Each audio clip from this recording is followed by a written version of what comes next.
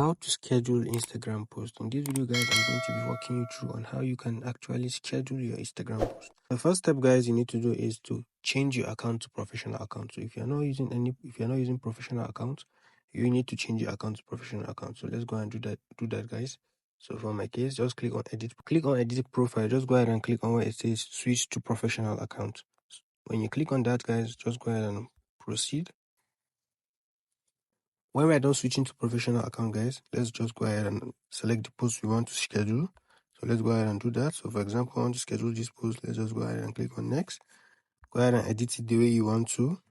Click on next. And then let's just go ahead and scroll down to the bottom and click on where it says advanced settings. So when you click on that, guys, click on advanced settings, as you can see. When you click on advanced settings, just go ahead and toggle this schedule this post. So just go ahead and toggle it on. When you toggle it on, guys, you can just go ahead and choose the date you want to post this post.